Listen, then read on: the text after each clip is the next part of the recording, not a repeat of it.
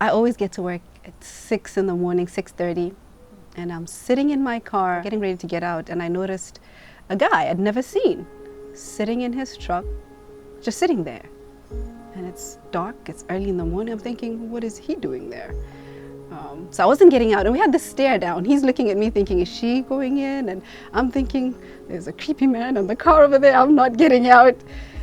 Eventually he drives off, but he left his briefcase. So I honk at him, and he comes back, picks up his briefcase, waves at me and leaves. And when he leaves, I make a mad dash for the door, get in and lock the door. And that's how I met Alex.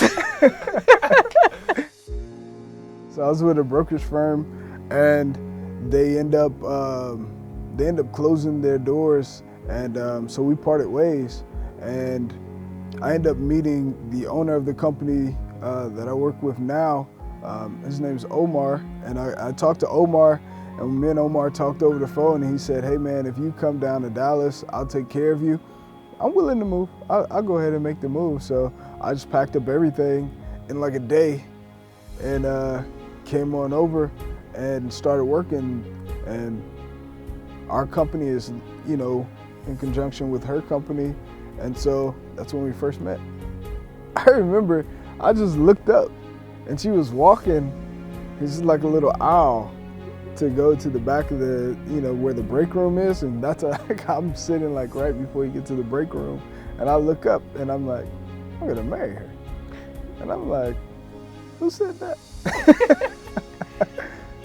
And then one day he called me after work, and we talked straight for 6 hours, and it was the most amazing conversation I've ever had. I got an insight of who he is and how Christ is the center of his life. It was just, we connected on a spiritual level. So as we started like going out, like I'm like, how we like doing the same stuff? You know, like we were just going out and I'm like, oh, this is so easy. And one thing that my mother had always told me, my mom would always say, she was like, what the things that God has for you, you're just not gonna have to have all the strain.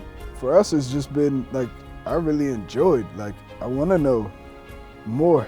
I wanna know, you know, I don't speak Swahili, but I wanna know Swahili, so I know what you're saying. He started to learn Swahili. I thought that was so impressive. He was catching on real quick, learning the basics, and I'm like, this man really likes me. He's learning Swahili for me.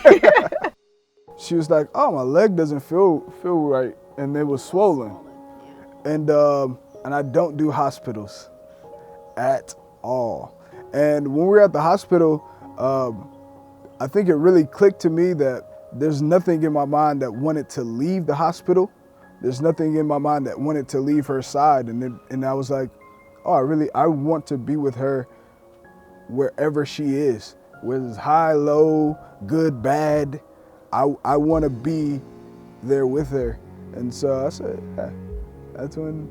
So he proposed. I was in a hospital gown, on a hospital bed, and he proposed. I think that's where I really see God in all of this, and in his process and the way he does things. It doesn't have to make sense to us, but everything just falls into place. The fact that my business closed when it closed, the fact that I came to Seagate and not any other company, and he came to right there, but had all that not happened, there's absolutely no way I'd have met Alex. I prayed and prayed before we met that God would send me someone who cared about God more than herself. And I'm like, wow, she loves God like that. I have a God who really loves me, who really cares about me, and that God has a plan that's so much better than anything I could have ever imagined, and I'm just gonna spend time getting to know him. I just wake up and pray, and the rest would just fall in line, and I started to see that happen in every area of life, and that's what happened in my relationship life. I was like, wow, God had way better than what I could have imagined in store for me. I call him my unicorn. And the reason why is because I had given up on there being a good man, on a man who believes in purity, on a man who is going to call me in the morning and say, did you read the word? You know, and what's what's God speaking to you about today? And I'm tearing up. Sorry. And I found my unicorn. Sorry. Okay.